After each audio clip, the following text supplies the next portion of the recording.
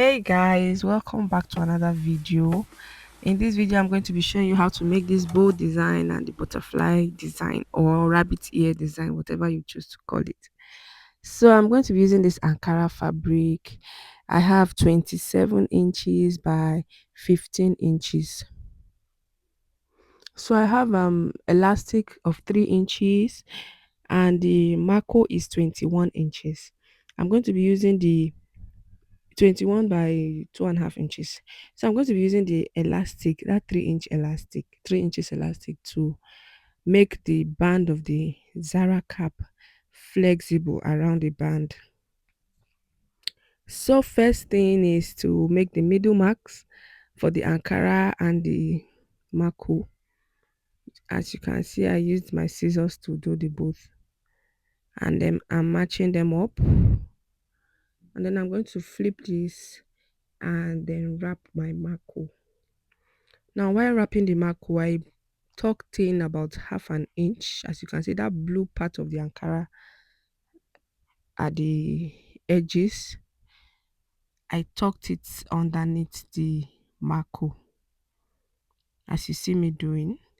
So I left just a tiny bit that I can sew on. Mm, I hope you understand.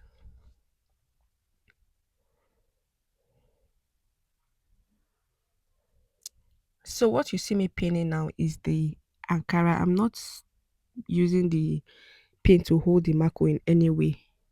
It's just the Ankara. So I'm going to sew along that tiny bit of Ankara that I left just after the marco. I hope you understand. So I'm not going to sew on the marco at all, just on the Ankara. So I'll be stitching Ankara to Ankara. I hope you get. So this is it. This is what it looks like.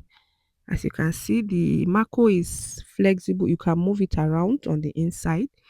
So now I'm going to create the gallop effect. The way I'm doing it is I'm positioning the marco in a way that it leaves some allowance at the top. Like you see this dip, that's what I call the gallop effect. So I'm just shifting the Ankara back and moving the marco down. I hope you get.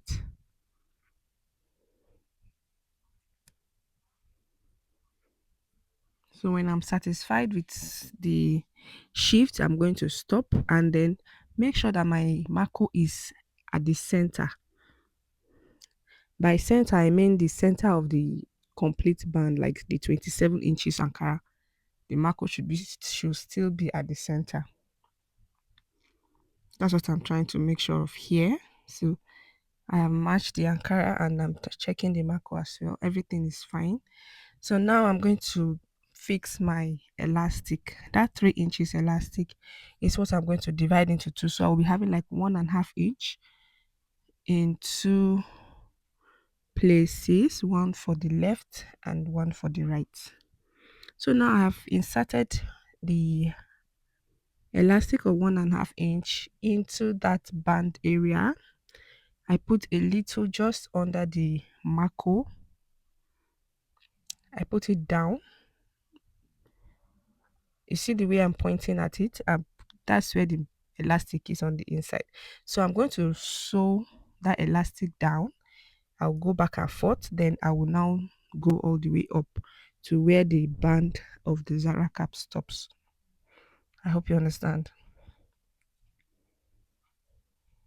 After doing that, I'm just going to use this pin to hold the elastic on that side first and also hold my marco down in place so that it doesn't move around.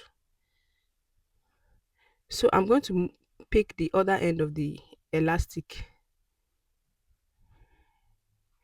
I'm going to pull it and sew the end of it, of the band. So I'm going to sew it like that. The same thing I did for this side is what I will be doing for the other side. And now I have fixed the elastic. So my band now is no longer 27 inches. It is now 24 inches. I hope you understand.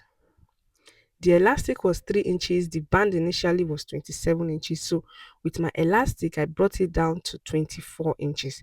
Now, when I'm sewing along the band area toward the back, it's now going to be, I can sew 1 inch in and leave the band to be 24 inches, or I can sew 2 inches in and leave the band to be 22 inches, depending on the size of the Zara cap I'm making. So going on, I have trimmed off the back curve, and I'm going to go ahead and sew along that line. You see, the elastic has made the band flexible. So anybody with the size 23, 22, or 24 can wear this Zara cap. Now it's time for the running stitches. So with my thread and needle, I'm going to start my running stitches just after the elastic. Where my elastic band stops is where I'll start my running stitches from. So before doing this, make sure that you weave your fabric, weave your Ankara. I do not have a weaving machine here, so that's why I just continued. I'm also going to weave it later. So everything I'm doing here is just temporary. I'm going to undo them and go and weave them, finish back. So I'm just showing you how I'm going to be knotting my running stitches the first time, and then the second time. Make sure you go more than once. And I don't even use normal thread to do my running stitches. I'm only using normal thread here to show how I do it. What I use is twine, that shoemaker thread. That's what I use. So after weaving, that's what I'm going to use to finish my work. That twine is more reliable. That's why I prefer to use it.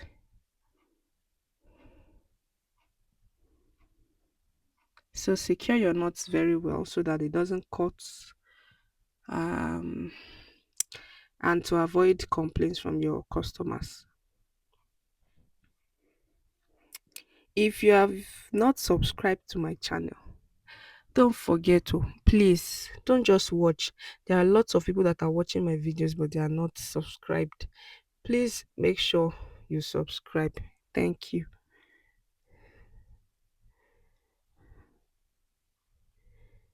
So this Zara cap is the Zara cap base is ready.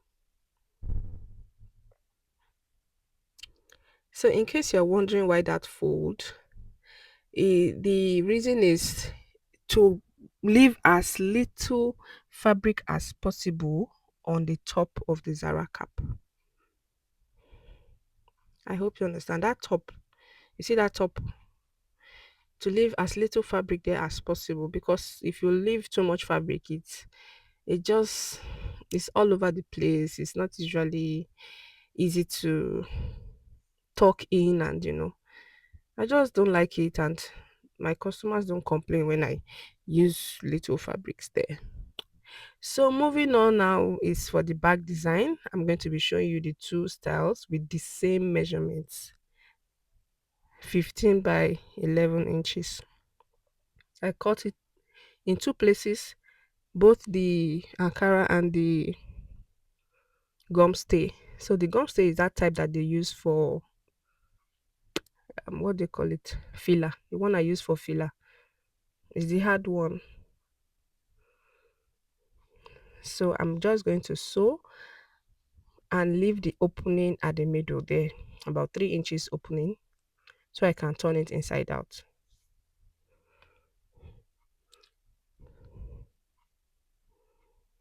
Now, if you are wondering why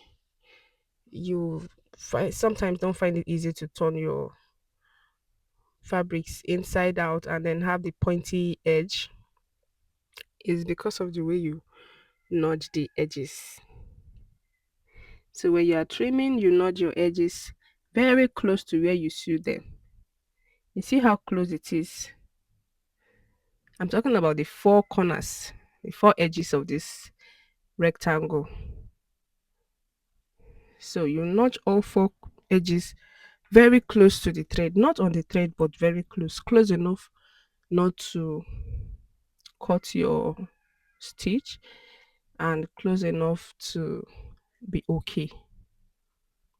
So now I'm going to turn them inside out and then iron them. I'll iron them after top stitching. There was no light while I was doing this, so I ironed later. So in case you have lights, you can decide to iron yours even before you start sewing.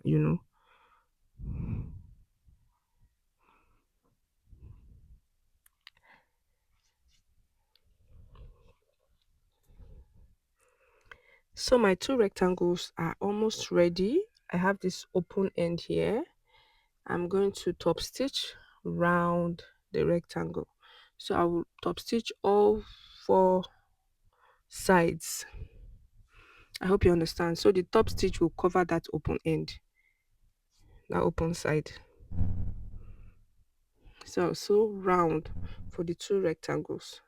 So the rectangle measurement is not fixed. You can decide to make yours smaller or bigger or exact. And and the rectangle works for both the bow design and the rabbit ear design. So I'm just showing the way I'm pointing my fingers to show how I did double stitches along those four corners and then the points where I left the opening. I made sure I did double stitches around those four corners so that they don't get to loosen in the future. I hope you understand. Everything is just to secure the stitches. So now I'm making a middle mark with my ruler. I first folded into two to get the middle point and then rule. This line is going to help me um, run my thread and needle through the pleats I'm making currently. So after making these pleats, I'll make sure that the line you will see it while you're making yours. Although the line is not visible on camera, but I could see it while I did the bow. So I'm using the line to guide my needle. I'm passing the needle and thread through that line all the way to the other side. I'm going to do the same for the other rectangle now. I already drew a line on it, so I'm going to pleat and then do the same um, stitch, running stitch along that line. So this video is just to show you the two designs. If you are going to do the bow design alone, you can actually use one rectangle. I hope you understand. So you just make your rectangle longer, one piece longer, as in instead of being 15 inches, you do 30 inches by 11 inches. So by the time you fold it, it will be 15 inches. So it's along that 15 inches, that long side, that you pleat for your bow. I hope you get. If you have any questions, you can leave them in the comment section. I'll answer them as soon as I see them. So you see me trying to hold the two rectangles together on those ends. So if you're going to be doing one rectangle, one big rectangle, you wouldn't need to do what I'm doing now, using the pins to hold them.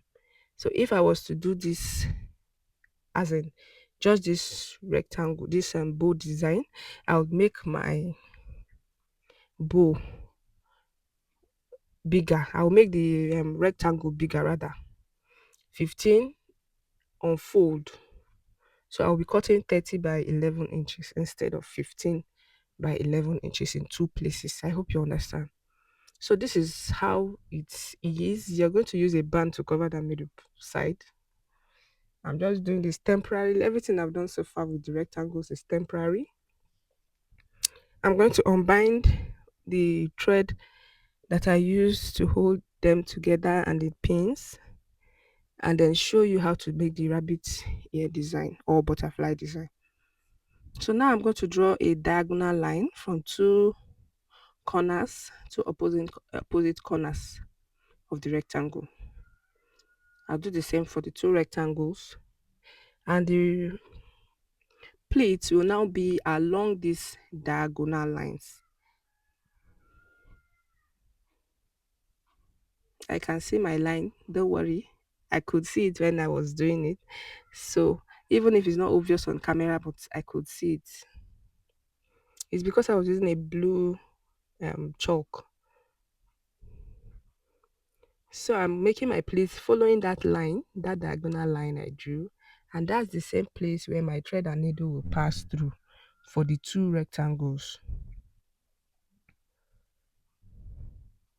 So because of the gum stay I used for this rectangle, the material is very firm. The Ankara is very firm with the stay inside. So that's why you see it's hard. It's not folding anyhow, and you can use it to form whatever shape or pattern you like. So passing that thread and needle through the pleats is not easy. It's quite hard.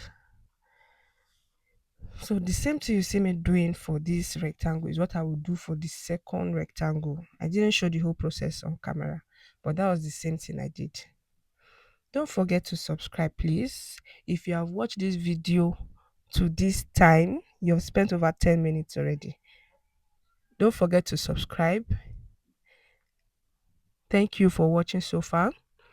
And I have other videos on my channel. You can go through them. I've even posted a Zara cap video before where I made this rabbit ear design. But this is the first video where I'm making it double. And if you want to see that other Zara cap, you can just put it in the comment section that you would like to see it, or you go to my channel and find it.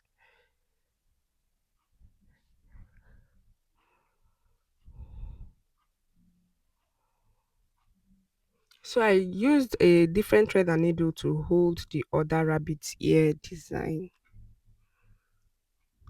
So there are two separate rabbit ears now, and I'm going to be placing them side by side like this. So you can use your glue, your hot gun, to that's your candle wax, to bind them together, and then you can tie them. I decided to tie them first, then used the band to hold them together later. I didn't use glue at all. If you know that your glue, you can handle glue well, it's because I'm not sure I will be able to use that glue and still have a neat work. That's why I didn't bother with the glue. But if you know you can use the glue, go ahead with it. There's no one way to do it. Whatever works for you, do it. So I have this band material. The band I'll be using to cover the middle part of the rabbit ears. I measured 7 by 4 inches. I sew it, and then I'm turning inside out now. So I'll use this to cover the middle point of the rabbit ears. Some people call it butterfly design. That's why I'm calling it both rabbit ear and butterfly. What do you call it? Let me know in the comment section. You can embellish it with whatever you like at this point. After turning that band inside out, you can embellish it at the back there with something that will just make it shine, make it glitter. Some people like things that are shiny, so you can put something there. Just do according to what your customer can pay for. Thank you for watching this video. If you watch to this time, to this point, that's 19 minutes. Please subscribe. Don't just watch and go. Please subscribe. It's free. You're not paying me money to subscribe. You just hit the subscribe button. Thank you for watching. You can embellish the front of the Zara cap or the side with whatever your customer wants or can afford to pay for. I wish you all the best in your business. Thank you for watching. I'll see you in the next video. Bye.